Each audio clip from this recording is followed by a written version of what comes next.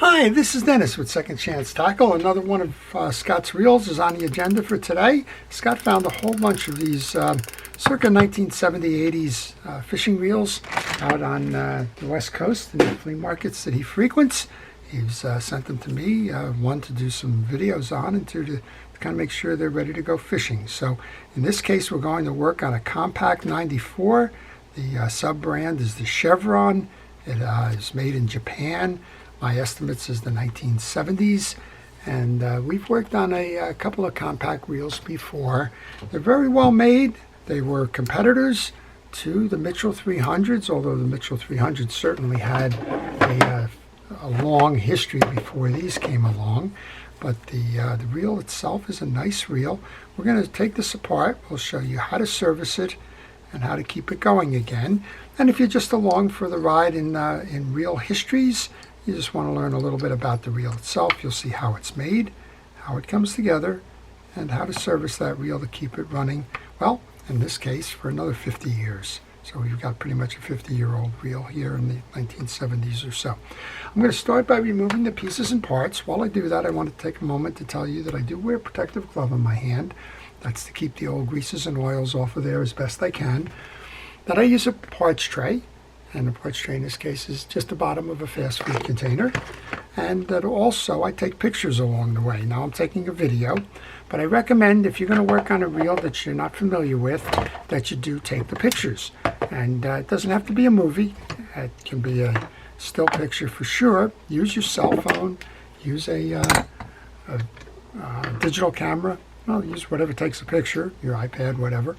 And when you take that picture, it'll give you reference points so that you know how to reinstall if you get stuck along the way. Many of you that watch my channel know that, well, from time to time I get these reel-in-a-bag projects come in. And those reel-in-a-bag projects usually are because somebody, well, just hustled along, trusted their memory, well, and then they found an extra part in the box or lost their way. And that's okay, but you can avoid all of that for sure by taking those pictures. All right, there's 3 side plate screws. I just loosened them up with a flat blade, but they can also be taken out with a Phillips head, and I prefer to use the Phillips head. It's a little bit easier for me to grasp the screw, so we'll do that. When I do that, I'm going to put the 3 screws right on the table so that I make sure that they are all the same size side plate screws. I don't expect that to be different here, but there are a lot of reels that have been made over time that have different size screws. You just want to verify that they're all the same, and if they're not the same, you want to mark the location of the oddball 1 or 2 and make sure that that's where they go back in. 3 screws will enable us to remove the side plate, and boy, if this isn't exactly like a Shakespeare Wonder reel that I was working on the other day. It has a crosswind block here that's holding the axle shaft in. It's got 3 more screws on this side to take the main gear out. And I'm going to start this side 2 ways. I'm going to take the handle off. This is nice when you have a container that splits, because I'm going to leave the one side and their side plate screws on the right, and I'm going to put the others on the left. I like to take that anti-reverse dog out of gear when I go to remove a side plate, because that main gear sometimes gets hung up in the removal process. So if you can take that off, there's a chance that that dog will not come off with that main gear when you go to put it to the side and clean it up and the like. And the reason I mention that is these all have different types of anti-reverse setups, and they all have different springs associated with it. And well, it's always easier to put the anti-reverse gear back in if you know where those springs are, rather than having those springs jump out at you. And they've jumped out on me in the past. This is kind of lessons learned from, well, searching for springs. All right, I think I have the 3 of those out. We can remove the side plate now. And you can see this one's suffering from dirt and old grease. But other than that, it looks pretty good at the moment. Those 3 screws are a little bit longer than the other side plate screws, which is a good thing for me to note. And now we'll take the axle shaft off by removing the crosswind block, and to do that we have to turn this around. It's a good time to suggest to you that if you like these kinds of videos, if you enjoy learning about fishing reels, if you are into the hobby of fishing reel repair, and if you just like to see how it's done, to subscribe to my channel. That subscribe will let you know when I'm posting videos, and if you hit that notification button, well, you'll see right away when I'm doing them, and that'll help you to determine whether that's a video you want to watch or not. I work on all kinds of reels. This one is an older Japanese vintage reel, but I also work on the new reels. You're essentially looking at me in my shop with what's come into my shop and seeing what I work on. So it's a great variety. We're on the Mid-Atlantic seaboard here, and we get everything. Ironically, the one thing we don't get a lot of is low-profile bait casters, because a lot of our customers are saltwater fishing, but the low-profile bait casters are now becoming very popular with the advent of braid and ultralight fishing, and we're starting to see those come in as well. So please subscribe. If you do subscribe, hit that notification button, and it'll work out great for both of us. Well, I'm just cleaning off the old grease on that. And this is a good point right here. So now we've got two sides of the case open. This is real easy to confuse. Geez, which side was the handle side? Which side was where the crosswind block came through in that? So pictures would have helped there. All right, I got one more piece up top here. I think that's probably a 10mm nut. And you're going to need a socket for this because the opening is very small and a steep ramp here. And that'll, you'll do best if you work ahead on that one. I keep a box of sockets right next to me. Not because I knew I was working on this reel, but because I knew that. All right, so here's a clue. I just started to take this off in a traditional manner, which is counterclockwise, and I was tightening it. Switch your orientation on your ratchet, and you'll find out that this one comes off in a counterclockwise manner.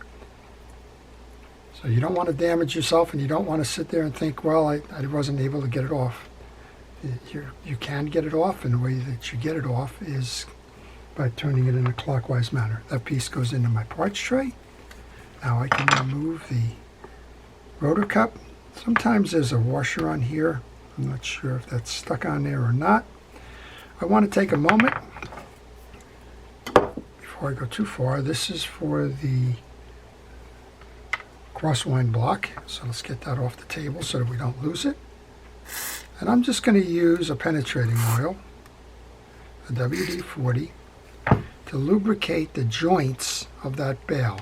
Unless that bail is not working, you do not need to take that off. And I get a lot of these in asking me to reset bails simply because somebody thought that it would be a good idea. Well, if it's not working, if you sanded the reel, if you find that there's grit or junk or something in there, go ahead and take it off. You're going to need to do that. Take good pictures. And if you can't find pictures helpful, particularly with these bail springs, try to find the schematic for the orientation. There's a host of different approaches to that bail spring, and you're just going to need to figure it out. So if you happen to take this trip lever off, this is an example. There's a long spring with a hook on this. You can see the hook here on the back of the neck of this piece. There's a tag end that's sitting in the bottom of the case here. It wraps around several times on this stud, and the last time around it comes over and under and hooks from behind. So if you've taken this piece off and you're wondering how that works, well, that's how it works. All right, the rotor is essentially done. We have I'm thinking we have a ball bearing in here. We're going to find out. We're going to remove the collar now. Now, first thing you want to do on this collar removal is notice that there is a trip ramp right here for the bail trip. And notice the orientation to that back arm. So you're at about the 1 o'clock or the 2 o'clock position. That's important in terms of getting it reinstalled properly. So this looks like an equal triangle here, and it's probably very easy to take that point and put it down here or over there. And that's not the design. So please take a picture right now before you do anything. Recognize that that little stud or ramp is pointing to the 1 o'clock position or thereabouts. And now take the pieces off. This collar is a hold down for the pinion gear structure, and you'll be able to remove the pinion gear and clean up the case once that is complete. Again, I did the same thing here. I wanted to make sure that those screws are all the same. I'm not going to put them into my case only because I'm going to take this off, clean it, and put it right back together again. All right, let's see what we have here. And we have a ball bearing. So this is nicely done. This is a ball bearing. Sometimes that's a bushing, and sometimes it's just plastic or whatever. I'm going to take the bearing off. It's a shielded bearing. I'm going to oil that bearing. Just let that oil soak in. And then I'm going to clean this pinion gear. There's a host of bad grease on here.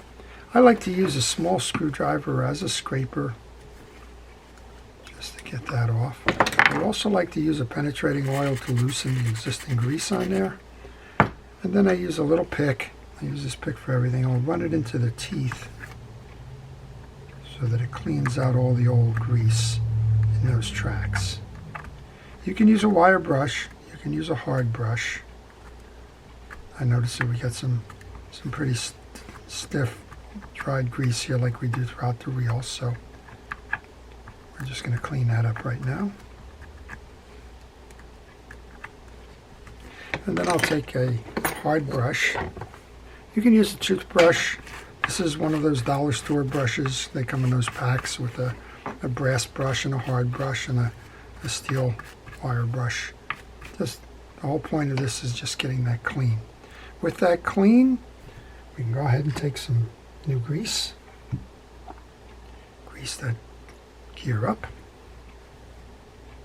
So if you have questions on this reel or any reel in particular, it doesn't have to be this one, but maybe you're working on a project and you're getting stuck along the way, or you just want to know a little bit more about the reel, then if you leave that question in the comment section, I will try to answer that for you.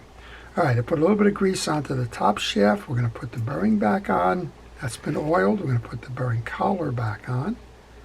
And then we're going to come over to the case and make sure that we have all of this junk out of there before we go any further. One of the things Scott did in addition to sending me these reels was send me an awful lot of paper towels. He's been wrapping his pieces in that. And I guess we're going to multi-purpose or repurpose those towels. We're going to use them again. All right, there's a lot of hardened grease here. I felt that in the operation of the reel. And we just know that we got to go clean all of that up. This is just a gentle scraping. If you wanted to use a plastic kind of a knife, you could do that as well.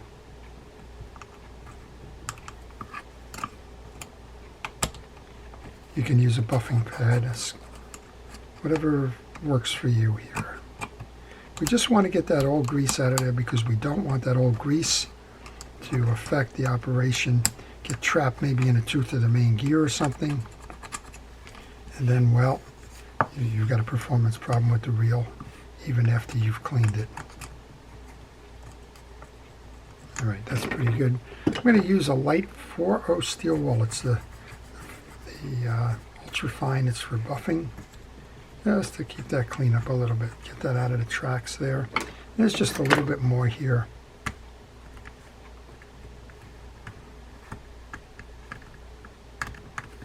I think we're pretty good on that. And just one quick more skirt shot there. Come over to the other side. There's really nothing on this side. Thank goodness, you'd be watching me do the dirty laundry all day. All right, we're in pretty good condition with that. And now we can go ahead and put the pinion gear back in and start the rest of the cleanup of this reel and the lubricating. So far we've done the rotor, and now we've done the pinion gear. And I like to put some grease where this pinion gear is going to sit. That way the next person that comes in and does the lube on this reel, the service on this reel, doesn't have to struggle with getting that out. All right, remember what we said about this collar now.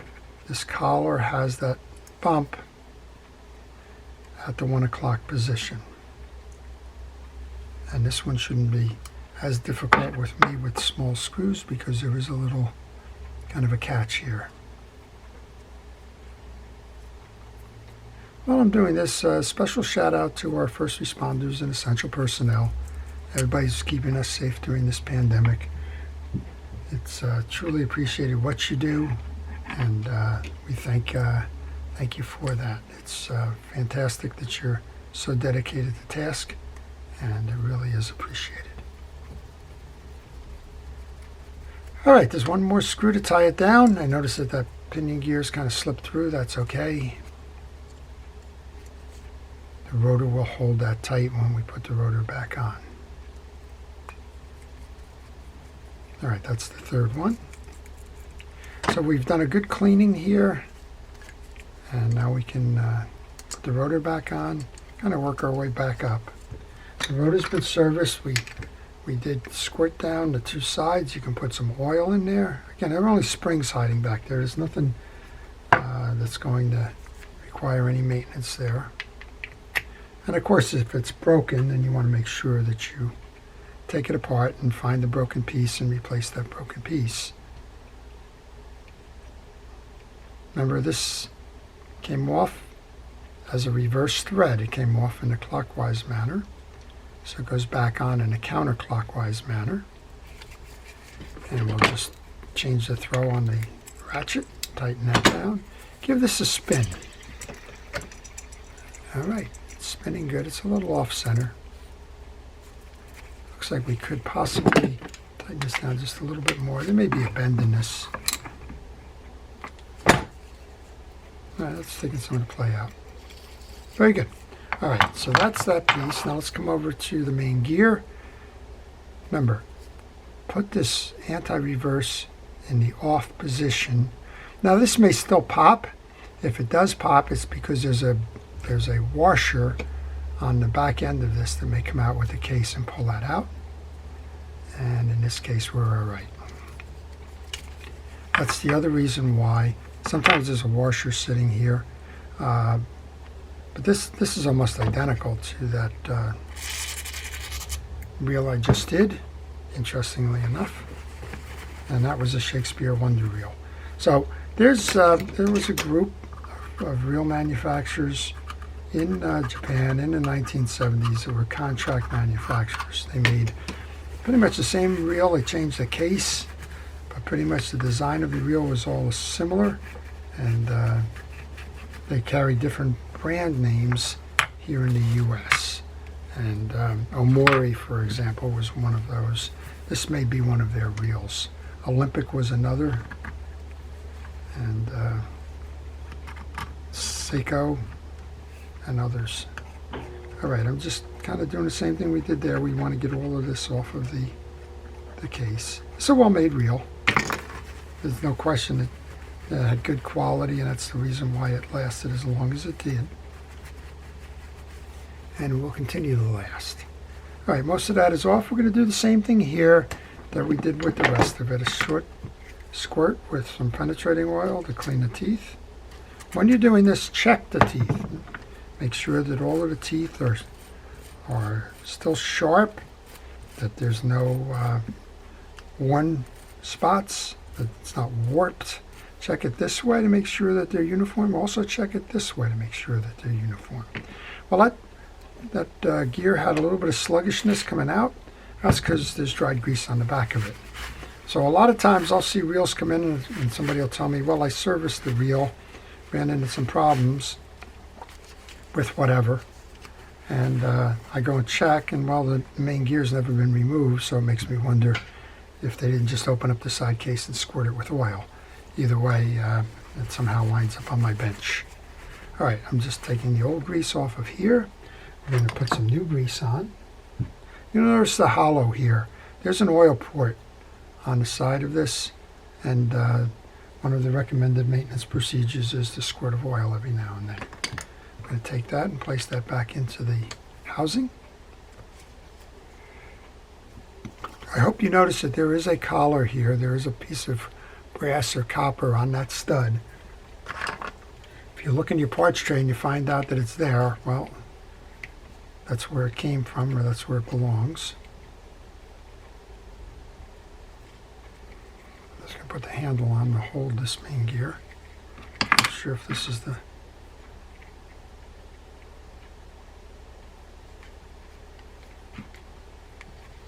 I'll make sure you put it on nice and tight and hold for that. All right, remember what we did. We had a left-hand drive reel.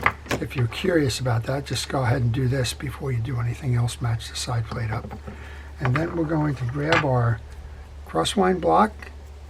We're going to take a little bit of grease to the back shoulders, which you saw me scraping off before. Also going to grease the two runners on this side of the reel.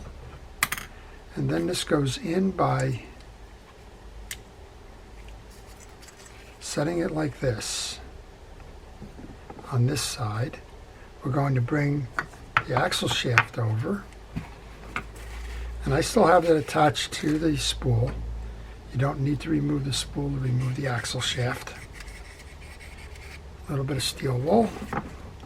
Light coating of grease. Don't go crazy because it'll only get scraped out. Find the hole. That's where the tie-down screw is going to go.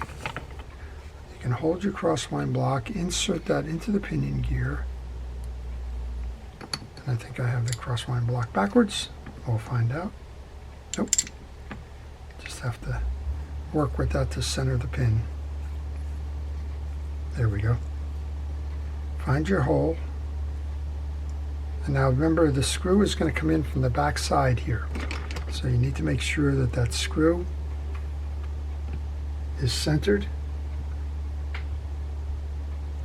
And you want to get that screw from your parts tray so that you can complete the attachment of that. That one was a little Phillips head screw. And this is where the pictures and the segregation of the pieces and parts in the parts tray help.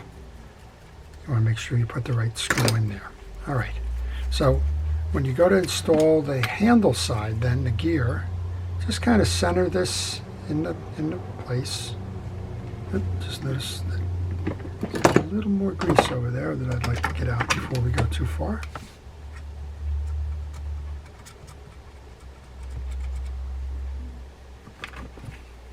There we go.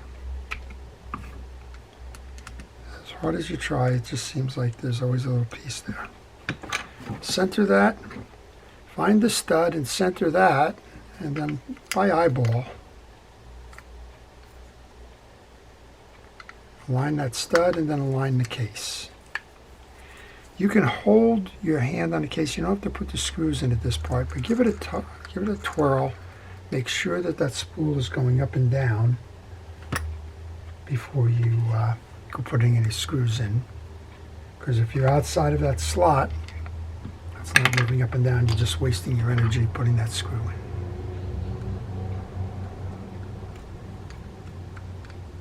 So Scott has found a whole bunch of reels at flea markets and yard sales and the like, and I would encourage you, if you like doing reel repair, if you like learning about reels, go out and find some.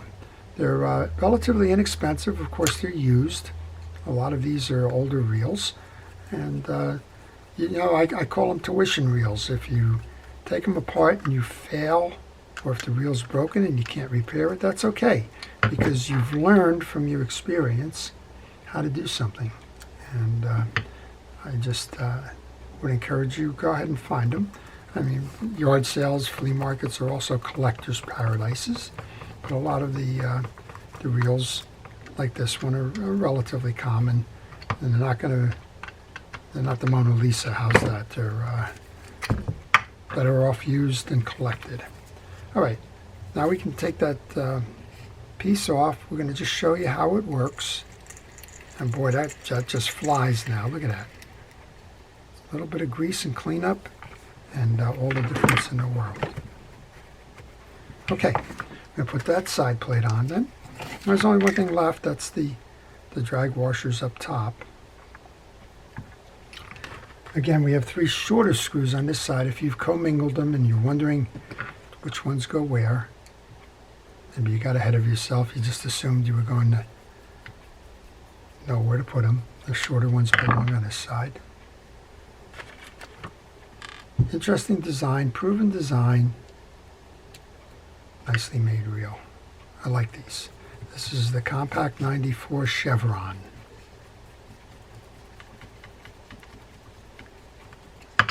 One more, and then we'll go up top to that.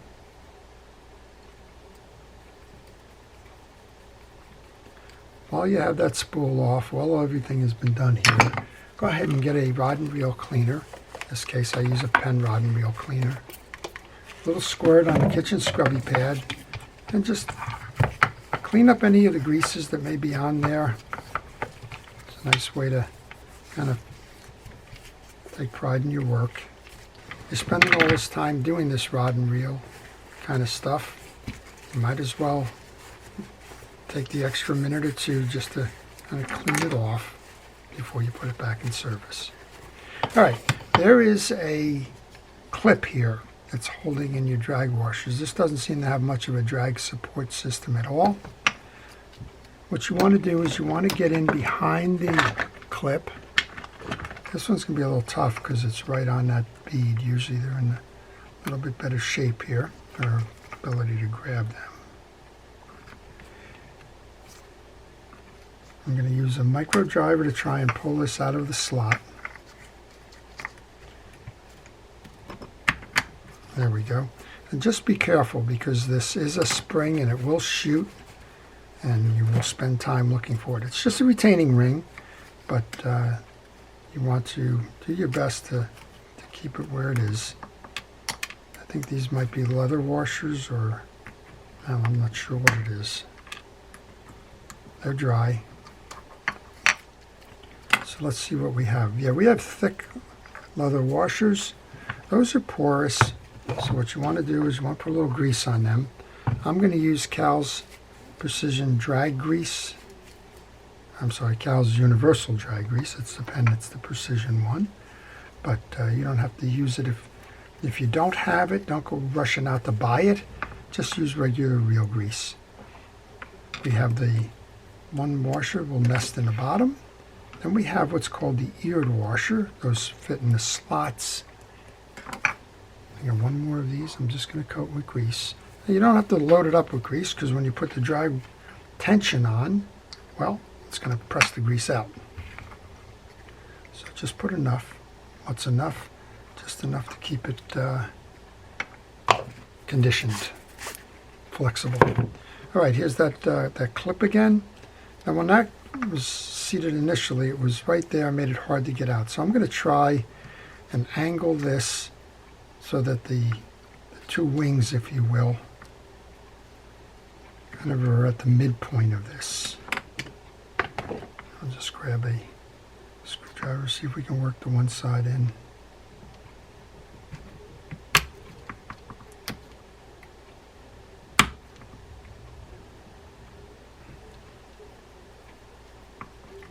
There's a little bit of hand strength required with this. But I got the one side in, now we'll try and get that other side in. And once it's in this slot, that's how it gets installed. You should have a little gap right there between the two wings. So that's the drag service. Go ahead and put this back on the reel here. Get the button. Put that adjuster in place and we'll give it a test. I already know it's really flying now. Just a little bit of grease and oil, give it the old stuff, and well, it can really go. So it's time for the final test. I noticed I just ran out of time on my video, so I may have missed. What have we done? We've moved over the click to ensure that the anti-reverse is there. And look at that reel go. What a beauty. Scott, you got a lot of reels here that are very nice. I hope you got the opportunity to take them fishing. That's the Compac 94 Chevron. It's a Japanese-made reel, circa the 1970s. Beautiful reel, nice design, ready to go fishing for another 50 years. Well, make sure you keep it tuned up in between. All right, this is Dennis with Second Chance Tackle. I hope everybody's doing well. Please stay safe, stay well, and stay watching, and have a great day.